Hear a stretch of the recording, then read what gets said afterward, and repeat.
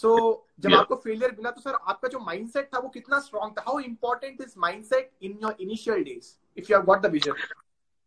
देखो यार, मैं तो ये कहूंगा माइंडसेट इनिशियल डेज में ही नहीं, जब तक आप जियोगे आपको एक ही चीज बचाएगी, आपका माइंडसेट। करेक्ट। क्योंकि क्या है, चैलेंजेस हमें ऐसा लगता है कि शुरू में चैलेंज बहुत ज्यादा होते हैं, बाद में कम हो जाते हैं, ऐसा नहीं है।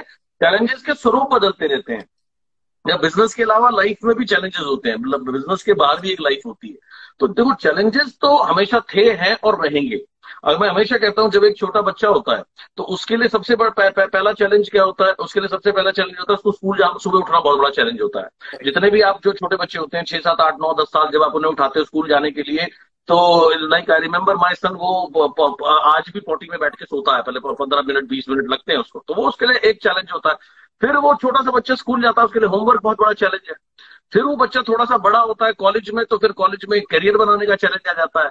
फिर लाइफ में चैलेंजेस हमेशा चलते थे, चलते हैं, चलते रहेंगे। अब बात करते हैं यहाँ पर माइंडसेट की। इनिशियल डेज में आपको क्या चीज, आपका माइंडसेट कैसा होना चाहिए उस चैलेंज को ओवरकम करने के लिए? आपका माइंडसेट सिंपल होना चाहिए कि इस बिजनेस में, जैसे अगर मैं उस समय की बात करूं, देखिए हमारे सामने इतने उदाहरण नहीं थे कि लोग इतने सक्सेसफुल हैं, उतने सक्सेसफुल हैं। उस समय मैं 98 की अगर आपको बात बताऊं, 60 70 हजार रुपए महीने कमाने वाले ही लोग थे। लेकिन उस समय 60 70 हजार रुपए भी बहुत बड़ी बात हुआ करती थी। और लेकिन आप गिनती पे गिन सकते थे कि कितने कितने लोग हैं। तो गाड़ी वाड़ी ये वो ऐसा तो कुछ था ही नहीं। लेकिन आज क्या, आज इतनी सारी सक्सेस स्टोरीज हैं। तो इनिशियल डेज में जो आपको माइंडसेट बनाएगा, आपको सिंपल सी एक चीज देखनी है कि इस इंडस्ट्री ने, इस कंपनी ने इतने लोगों को सक्सेसफुल बनाया है। ए, यानी कि यहां पर सक्सेस है। जब यहां पर सक्सेस है, इन लोगों ने किया, तो मैं भी कर सकता हूं। जैसे मेरा हमेशा मानना है, success is a learnable skill. सफलता एक ऐसी चीज है, जो वो स्किल है जिसको आप सीख सकते हो। कि भाई आप ऑब्जर्व करो, जो लोग सफल है वो क्या कर रहे हैं, आप इजीली सीख सकते हो, कोई दिक्कत नहीं है। But the point is implementation. जब आप इम्प्लीमेंटेशन में जाओगे, ऑब्वियसली आपको रिजेक्शन मिलेगी, सब कुछ मिलेगा। आपने उससे डरना नहीं है, आपने उस स्टेज को पार करते जाना है। और वो कब होगा? जब आप यहां से स्ट्रांग होगे।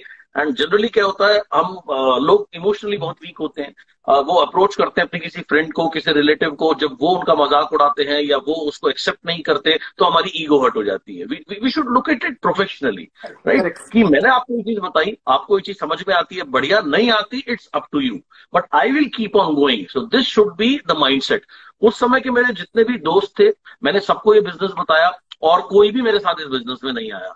आज वही मेरे दोस्त है, आज फोन करते हैं, जब उनका कभी कभी फोन आता है, कहाँ है, मैं फोन नहीं उठाता, फिर मैं कहाँ था, अरे यार प्रेजेंटेशन में था। अच्छा कहाँ है? बैंगलोर हूँ। अच्छा कहाँ है? चेन्नई हूँ। अच्छा कहाँ है? आज यहाँ हूँ। अरे यार तेरे मजे हैं यार, तू कभी यहाँ होता है, कभी यहाँ होता है। मैंने कहा भाई, ये मजे तेरे भी हो सकते थे, but you opted for a safe option. तुम एक सेफ जॉब में गए, या तुमने अपने पिताजी की सेफ दुकान पे बैठना पसंद किया। ओ भैया, I took the risk, and that's why here I M.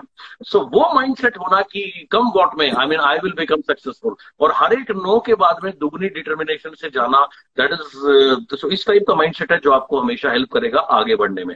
Rejection शुरू से थी, है और रहेगी, इससे आपको डिजेक्ट नहीं होना, आपको उस पर बहुत ज्यादा फोकस नहीं करना। So just keep on going, basic same रहेंगे, keep on showing the plan, keep on moving, so that you become successful. Yes sir. तो